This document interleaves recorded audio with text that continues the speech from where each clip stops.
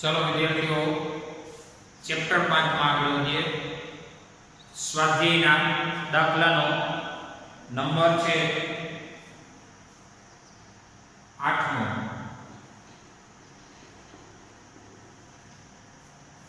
2000 આટા ધરાવતા આટાની સંખ્યા કેપિટલ N 2000 સમથિંગ એવું क्षेत्रफल धरावता 8 छेदનું क्षेत्रफल 1.6 10 - 4 मीटर છે। સોલેનોઇડ માંથી 4 એમ્પિયર પ્રવાહ પસાર થાય છે। I બરાબર 4 એમ્પિયર। તેને કેન્દ્રમાંથી એવી રીતે લટકાવેલો છે કે જેથી સમક્ષિતિજ સમતલમાં ફરી શકે। એટલે આ સોલેનોઇડ આ રીતે ભ્રમણ કરી શકે એ રીતે સોલેનોઇડ લટકાવેલો છે। સોલેનોઇડ અને શબ્દની મેગ્નેટિક મોમેન્ટ કેટલી? બીજો સોલેનોઇડની અક્ષ 30 ડિગ્રી કોણ બનાવતી દિશામાં 7.5 10 - 2 ટેસ્લાનું નિયમિત ચુંબકીય ક્ષેત્ર ઉત્પન્ન કરવામાં આવે। સોલેનોઇડની અક્ષ સાથે 30 ડિગ્રી બનાવતી દિશામાં આટલા નિયમિત ચુંબકીય ક્ષેત્ર ઉત્પન્ન કરવામાં આવે તો સોલેનોઇડ પર આ બળ વડે ટોર્કનું મૂલ્ય કેટલું? ટોર્કનું મૂલ્ય પૂછ્યું। અહીંયા મેગ્નેટિક મોમેન્ટ પૂછી છે। મેગ્નેટિક મોમેન્ટ m બરાબર NIA એક આટા માટે IA n આટા માટે NIA n એટલે 2000 2 10 I 4 એ 1.6 10 - 4 એટલે કે 4 * 8 ગુણ્યા 1.6 12.8 3 માંથી 4 જાય તો માઈનસ એક સ્ટેપ આમાં 1.28 એક આમ આવે એક ઘાતનો વધારો થાય એટલે 10 ની પૂરી થઈ આટલું એમ્પિયર ઇન્ટુ મીટર સ્ક્વેર એટલી મેગ્નેટિક મોમેન્ટ। અહીંયા ટોર્ક પૂછ્યું છે। બાહ્ય ક્ષેત્રમાં સોલેનોઇડ પર લાગતું ટોર્ક ટો બરાબર m × b એટલે કે mb sin θ θ છે 30 ડિગ્રી। આ સોલેનોઇડ એટલે આ સોલેનોઇડ ને આ જ મેગ્નેટની જેમ વર્તતો સોલેનોઇડ જેની મેગ્નેટિક મોમેન્ટ x છે 1.28 m 1.28 d નું મૂલ્ય 7.5 10 - 2 sin 30 1/2 1.28 ગુણ્યા 7.5 ના છેદમાં 2 એટલે કે 4.8 10 - 2 ટોર્કનો એકમ કહેવાય ન્યૂટન ઇન્ટુ મીટર। તો વેક્ટરનું માન જોઈએ।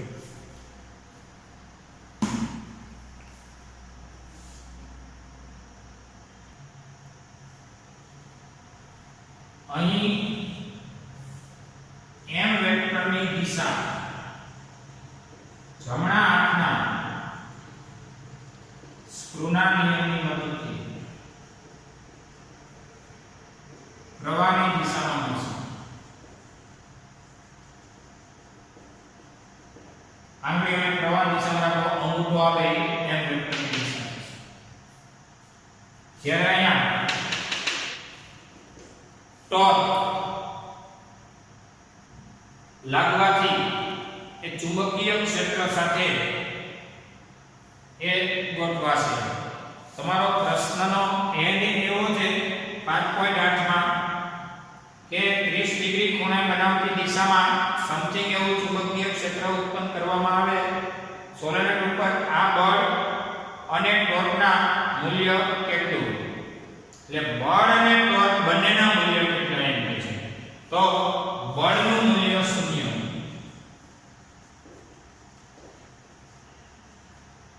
બળ ન લાગે, બળ લાગે તો રેખીય ગતિ કરવા માટે બળનું મૂલ્ય 0, પણ ટોર્કનું મૂલ્ય આટલું થાય.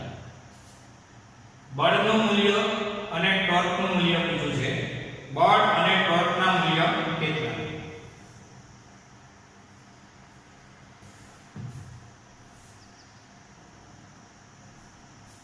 જો બળનું મૂલ્ય 0, એ હું કામ 0 ને એની સમજૂતી આપું કે નિયમિત ક્ષેત્ર હોય ને,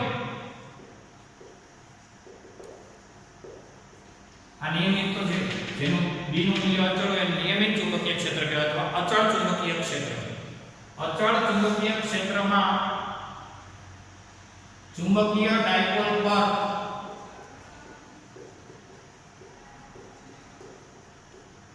લાગતું પરિણામી બળ, અચળ ચુંબકીય ક્ષેત્રમાં ચુંબકીય ડાયપોલ પર લાગતું કુલ બળ એ 0 થાય.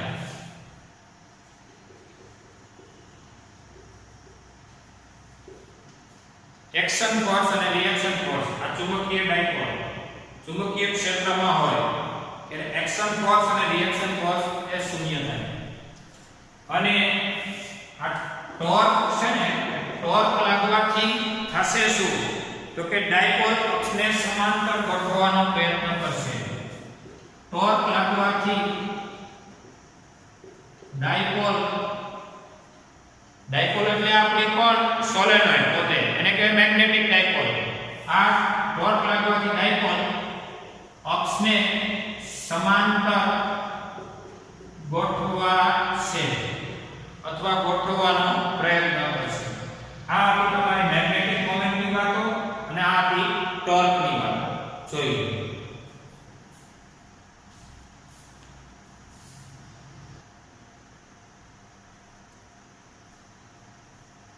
ચલો સ્વાધ્યાયનો 9મો દાખલો. 16 આંટા ધરાવતા આંટાની સંખ્યાને એમ કહેવાય.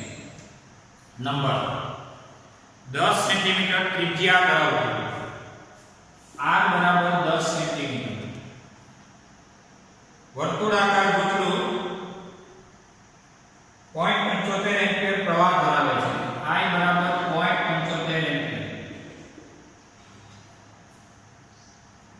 અને 5×10⁻² ટેસ્લાના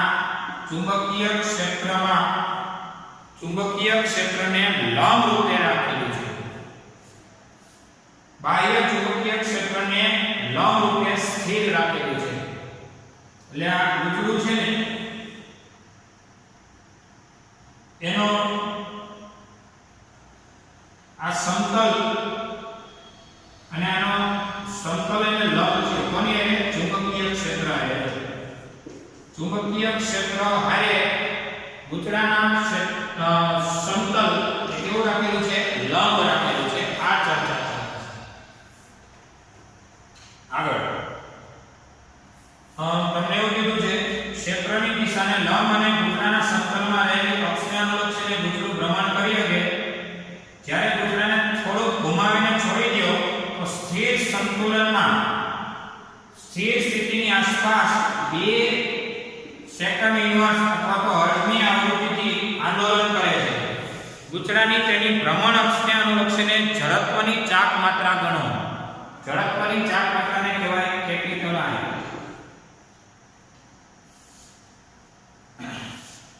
વાત એવી છે કે બાહ્ય ક્ષેત્રમાં પ્રવાહધારી n આકારનું વર્તુળાકાર ગૂંચળું મૂકેલું છે.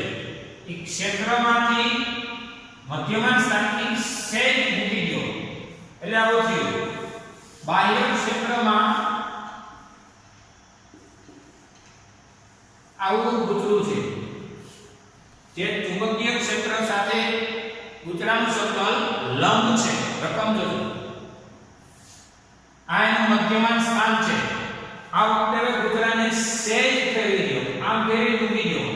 આ વખતે દોલનો કરશે, આંદોલન કરશે. અને તમે ભણ્યા છો આ વખતનો આવર્તકાળ t બરાબર 2π √ I/md. આ આકૃતિની અક્ષવા આકૃતિ આમ કહેવાય. બાહ્ય ક્ષેત્રમાં આવી ચુંબકીય સોય મૂકી દો.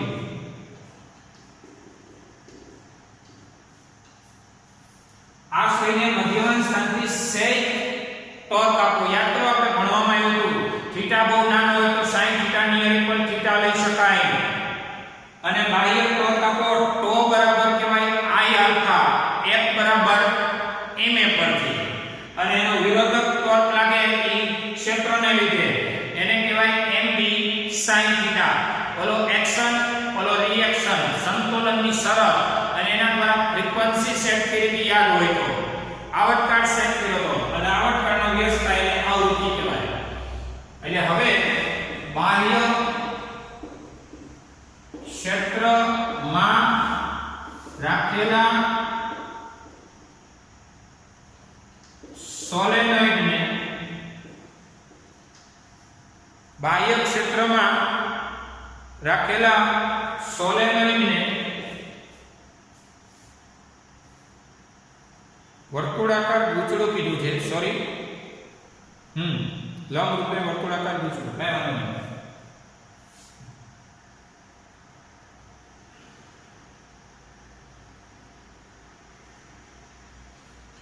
અહીંયા રકમે વર્તુળાકાર ગૂંચળું કીધું છે. વર્તુળાકાર ગૂંચળાને રકમ એમ કે છે કે થોડુંક ઘુમાવીને છોડી દેતા.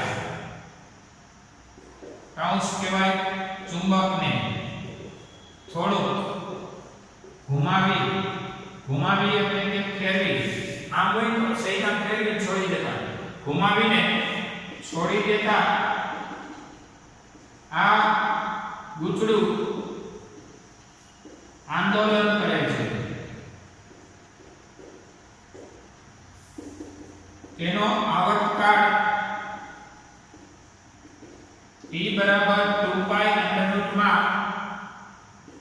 I/md છે. t બરાબર 2π √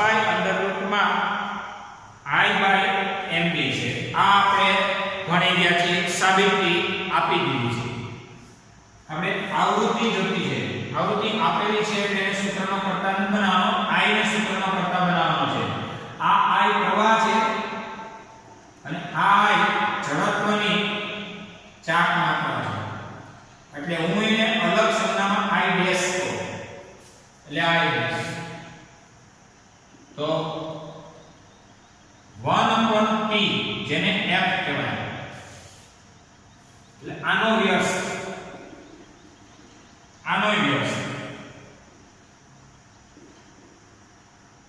અહીંયા કારણ કહી દો. F એટલે 1/p. તો પછી બંને બાજુ વર્ગ લેતા, બંને બાજુ વર્ગ લેતા. આનો વર્ગ 4 પાઈ નો વર્ગ વર્ગમૂળ ઉડે એટલે md બાય I ડેશ વધે. વર્ગમૂળ કેન્સલ થાય. આપણે I ડેશ ને સૂત્રનો કર્તા બનાવશું. આને આમ એટલે md ના છેદમાં 4π² f². I ડેશ સૂત્રનો કર્તા 4π² f². તેથી I ડેશ બરાબર મેગ્નેટિક મોમેન્ટ m. એટલે IA. અહીંયા n આંટાવાળું છે તો NIA. m એટલે અહીંયા NIA યાદ કરો. ઇન્ટુ b ના છેદમાં 4π² f². તેથી I ડેશ બરાબર n એટલે આંટાની સંખ્યા. આ એટલે પ્રવાહ એ એટલે ગુજરાનો એરિયા અને ગુજરાનો એરિયા વર્તુળ છે વર્તુળનું ક્ષેત્રફળ પાઈ r સ્ક્વેર બી ચુંબકીય ક્ષેત્ર છે 4 પાઈ સ્ક્વેર f સ્ક્વેર હવે જાણીતી કિંમતો મૂકીએ એટલે કે i ડેશ બરાબર આટાની સંખ્યા 16 પ્રવાહનું મૂલ્ય 0.75 પાઈ પાઈ એક કેન્સલ r સ્ક્વેર એટલે 10 સેન્ટીમીટર 10 સેન્ટીમીટર ના મીટર કરો 10 થી -2 મીટર એકમાંથી 2 જાય -1 મીટર 10 થી -1 નો વર્ગ b એટલે ચુંબકીય ક્ષેત્ર 5 10 ની -2 ના છેદમાં 4 પાઈ એટલે 3.14 f સ્ક્વેર એટલે 2 નો વર્ગ ફાઇનલી એવો i ડેશ મળશે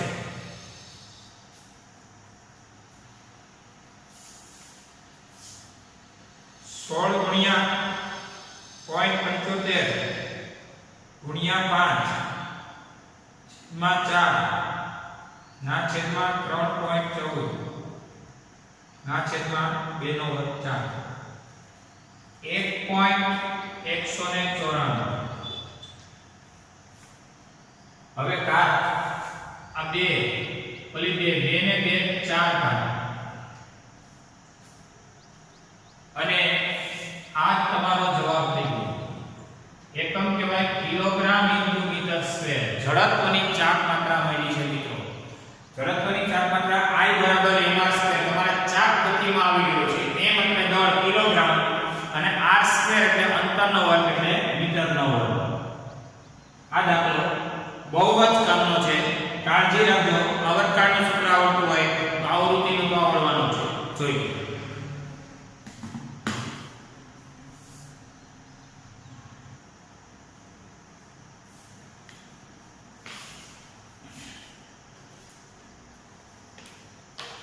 ચાલો થોડા એક્સ્ટ્રા દાખલાનો લઈએ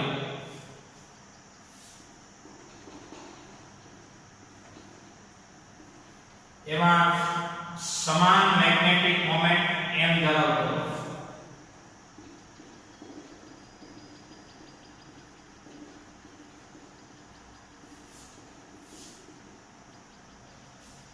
એવા બે મેગ્નેટો છે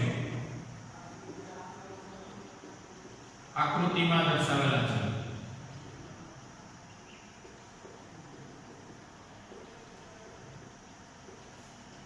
કુલ મેગ્નેટિક મોમેન્ટ કેટલી તેમની કુલ મેગ્નેટિક ડાયપોલ મોમેન્ટ કેટલી આકૃતિ આપેલી છે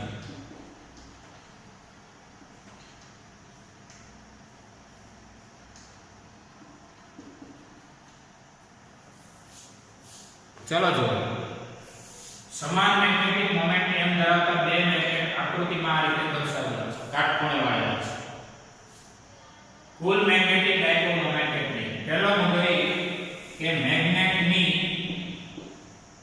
મેગ્નેટિક મોમેન્ટ m વેક્ટરની દિશા s થી n તરફ અગત્યનો મુદ્દો છે તો હવે આની s થી n એટલે આમ છે આની s થી n એટલે આમ છે આની s થી n એટલે આમ આની s થી n એટલે આમ આપણે જોઈએ છે કુલ મેગ્નેટિક મોમેન્ટ કેટલી જો આ પહેલાની આમ છે આ બીજાની આને સમાંતર બાજુ ચતુષ્કોણની રીતથી પરિણામી આવે તો પરિણામી મેગ્નેટિક મોમેન્ટ અંડરમાં આનો વર્ગ વત્તા આનો વર્ગ, કારણ કે m છે તો m બને, આ m છે તો આ m બને. જો સમાંતર બાજુ ચતુષ્કોણ, આને સમાંતર અને સમાંતર, એટલે આપણે આ પરિણામી સેટ કરીએ છીએ. એટલે અંડરમાં m² વત્તા m², અંડરમાં 2m² એટલે કે √2m. આવી પરિણામી મેગ્નેટિક મોમેન્ટ શક્ય છે. જોઈએ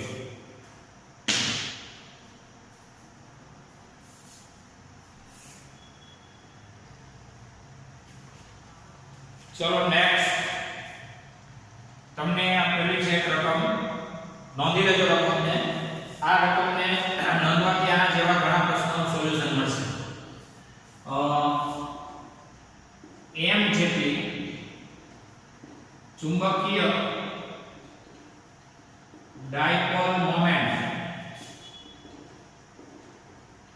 ધરાવતા એક ચુંબકને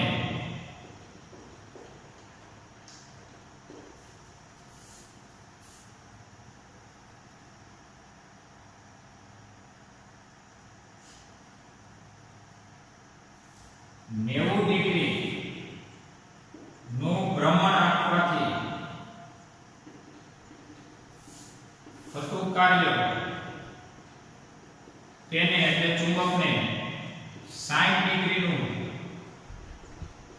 ભ્રમણ આપવાથી અથવા તો ભ્રમણ આપતા તથા કાર્ય કરતા n ગણું હોય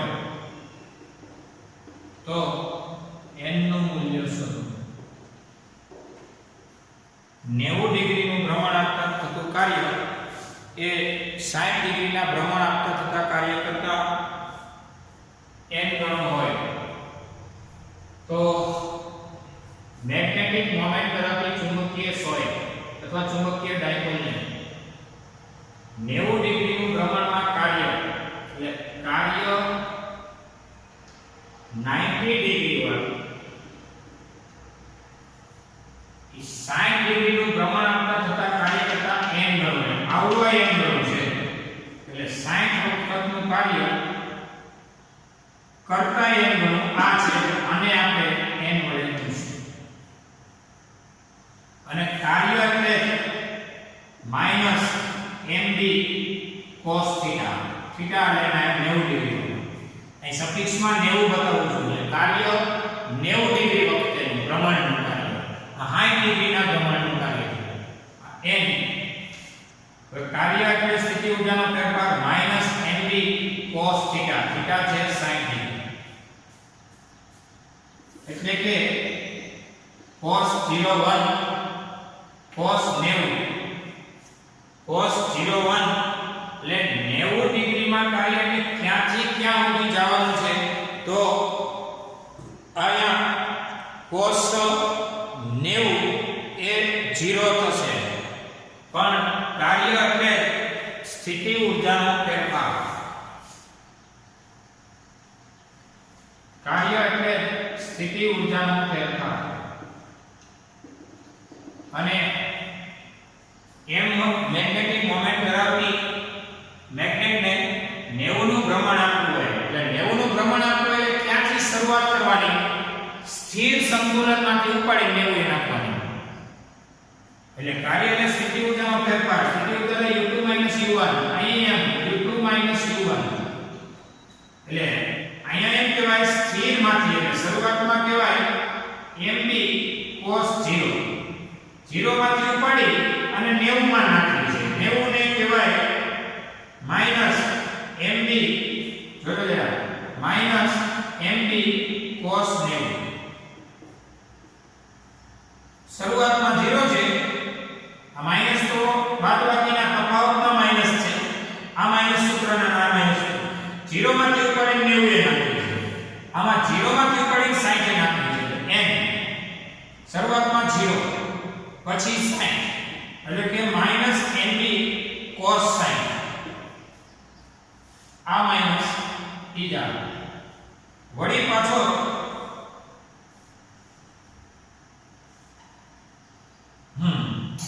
વળી પાછો શરૂઆતમાં કહેવાય mb cos 0.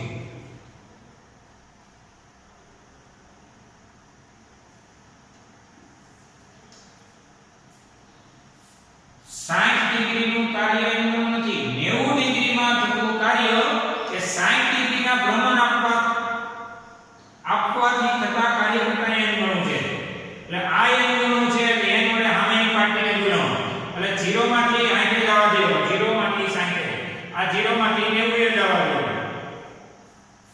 હવે cos 01 cos 90 0. એટલે આ લેવલ 0 છે. ઓછે વત્તા હવે વૈધો mb cos 01 લખતો નથી. અહીંયા mb cos 60 એટલે sin 30 જેને કહેવાય 1/2. ઓછે વત્તા mb cos 01 એ લખતો નથી. આ બાજુ વૈધો છે માત્ર mb ડાબી સાઈડ. અહીંયા વૈધો n કૌંસમાં -mb/2 વત્તા mb. તો હવે n નું મૂલ્ય કેટલું છે એમ કે છે mb આખા mb માંથી અડધો mb જાય તો અડધો mb વૈધો. 1 mb માંથી અડધો જાય અડધો mb વૈધો. બંને બાજુ mb કેન્સલ. આ અહીંયા આવે n બરાબર 2 શક્ય છે. n બરાબર 2 જોઈ. આ દાખલામાં અહીંયા ડિગ્રીમાં 45 કરીએ અને અહીંયા 30 કરીએ કે આવા જાણીતા મૂલ્ય થીટાના લખી અને આ દાખલાને વ્યવસ્થિત સેટ કરી શકે. એટલે આ તમારી માત્ર જાણકારી માટે છે પણ એની સામે તૈયારીમાં લઈ લેજો.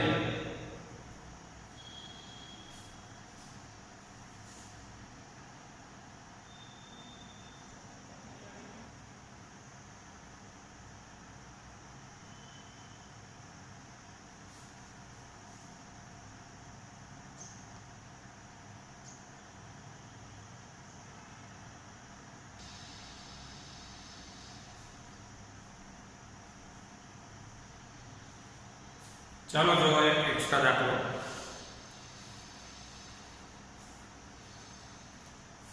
બે નાના સમાન દજિયા ચુંબકને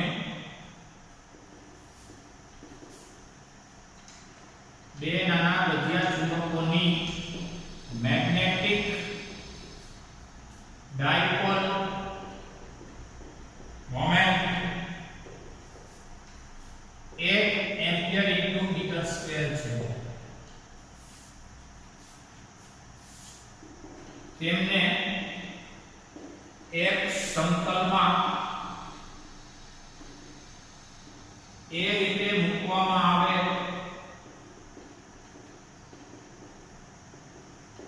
કે જેથી તેમની અક્ષ એકબીજાને લંબ રહે.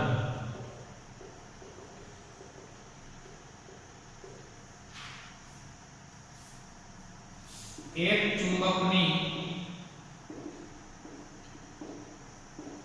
અક્ષમાંથી પસાર થતી આ રેખા બીજા ચુંબકના કેન્દ્રમાંથી પસાર થાય છે.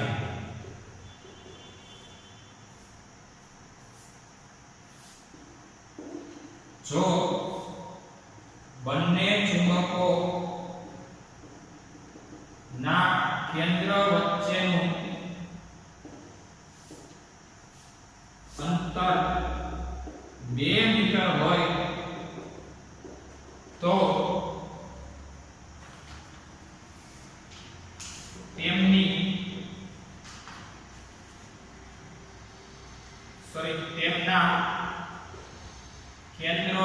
જોડતી રેખાના મધ્ય બિંદુ પર ચુંબકીય ક્ષેત્ર શોધો. તમે રકમમાંથી અહીંથી પહોંચીને અહીંયા પહોંચો ને તો રસ્તામાં રકમ ભૂલી જાઓ. એને બદલે એક જ ઓપ્શન કે બે નાના સમાન ગતિય ચુંબકોની મેગ્નેટિક ડાયપોલ મોમેન્ટ આપી એટલે ડેટા બનાવવાનો એમ આપ્યો છે એક ઇન્ટિગ્રલ બે માટે સમાન છે. એક સમતલમાં એવી રીતે મૂકો આકૃતિ દોરી દેશો એટલે તમને સમજાશે કે જેથી તેમની અક્ષ એકબીજાને લંબ રહે. એટલે આ એક સમતલ છે. ટેબલ ઉપર મૂકી દેવાના બે ચુંબકોને કે જેમાં બે ચુંબકોની આની અક્ષ અને આની અક્ષ એકબીજાને કેવી રીતે લંબ રહે આમ મૂકવાના થાય. એટલે એક આમ મૂકો તો આની અક્ષ બીજાની અક્ષ સાથે આની બાજુ લંબ છે. આ પહેલો ચુંબક અને આ બીજો ચુંબક બંનેની અક્ષો પરસ્પર લંબ રહે. એક ચુંબકની અક્ષમાંથી આ પહેલીની અક્ષમાંથી પસાર થતી રેખા બીજા ચુંબકના કેન્દ્રમાંથી ચાલી જોઈએ. હવે પહેલીની અક્ષમાંથી પસાર થતી રેખા એ બીજાના કેન્દ્રમાંથી આને પેલી કરી એટલે આ બીજી કહેવાય. પહેલું બીજું એ તો ગમે એને કહી શકો ભાઈ ઓલા પેલો કે દાન કીધું કે રોવાનું પડે બે એટલે પહેલા ચુંબકની અક્ષમાંથી જો એક એટલે પહેલા આની અક્ષ કહેવાય એમાંથી પસાર થતી રેખા એ બીજાના સેન્ટરમાંથી નીકળી ગઈ. આપ જોઈ શકો છો એ બીજાના કેન્દ્રમાંથી નીકળી જાય છે. બંને ચુંબકોના કેન્દ્ર વચ્ચેનું અંતર 2 મીટર. આના કેન્દ્રથી આના કેન્દ્ર વચ્ચેનું અંતર 2 મીટર આપેલું છે. તેમને જોડતી રેખાના મધ્ય બિંદુ પર ચુંબકીય ક્ષેત્ર કેટલું? આને અને આને જોડતી રેખાનું મધ્ય બિંદુ એટલે આ છે. એટલે આ અંતર કહેવાય 1 મીટર અને આ અંતર 1 મીટર કહેવાય. જો 1 અને 1 એટલે આ કુલ અંતર થયું 2 મીટર. મધ્ય બિંદુ P આગળ તમારે ચુંબકીય ક્ષેત્ર ગણવું છે. બહુ મસ્ત પ્રશ્ન થઈ ગયો. ફરીથી બે નાના ચુંબકોની ચુંબકીય મોમેન્ટ સમાન છે એટલે બંને સમાન ચુંબકો થયા. ચુંબકીય મોમેન્ટ એક કરતા બીજાની વધુ હોય ને જેની ચુંબકીય મોમેન્ટ મોટી ને એ ચુંબકની ચુંબકીય અસરકારકતા જ નથી. આ ચુંબકીય મોમેન્ટ સમાન એનો મતલબ બંને સમાન ચુંબકો છે. પહેલો મુદ્દો એને એવા આ સમતલમાં એવી રીતે મૂક્યા કે એકની અક્ષમાંથી પસાર થતી રેખા બીજાના સેન્ટરમાંથી નીકળી જાય. એટલે પહેલાની અક્ષમાંથી જે રેખા નીકળી બીજાના કેન્દ્રમાંથી આ રેખા આ પર નીકળી ગઈ. એકબીજાને સમજ્યા? હવે બંને ચુંબકોના કેન્દ્ર વચ્ચેનું અંતર આના કેન્દ્રથી આના કેન્દ્રનું અંતર 2 મીટર છે. તેમને જોડતી રેખાના મધ્ય બિંદુ પર ચુંબકીય ક્ષેત્ર કેટલું? એટલે આની જોડતી રેખા અને કેન્દ્રથી કેન્દ્રની જોડતી રેખા આ છે. મધ્ય બિંદુને P કહેવાય. મધ્ય બિંદુ P આગળ ચુંબકીય ક્ષેત્ર મેળવવું છે. હવે જોજો આકૃતિમાં આકૃતિ આપેલ નથી હો. આપેલી આકૃતિ હોય તો રકમમાં છે કે આકૃતિમાં દર્શાવ્યા પ્રમાણે એવું આપેલ નથી. આપણે આ રીતે દોરવાથી આપણને માહિતી મળશે. આકૃતિમાં આપણો બિંદુને નામ આપી દઈએ P. આકૃતિમાં આ P ને આલેખ કરીએ. P બિંદુએ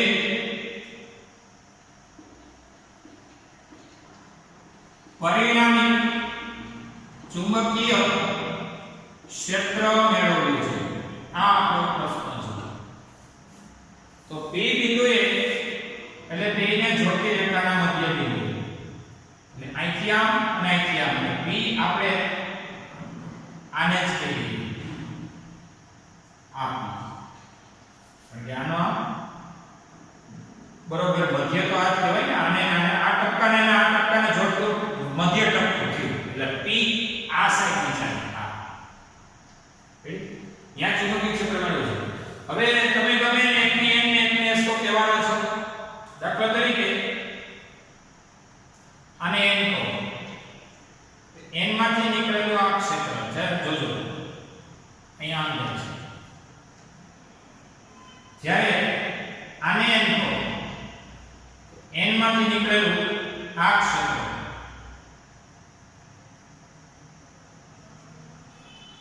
ભલે મળી જાય આવતો નથી.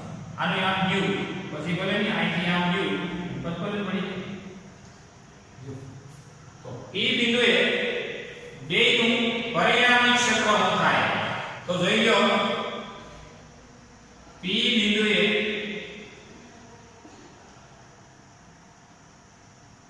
ક્ષેત્ર p આયા રાખેલું જો આપણે ફરીથી દોરીએ.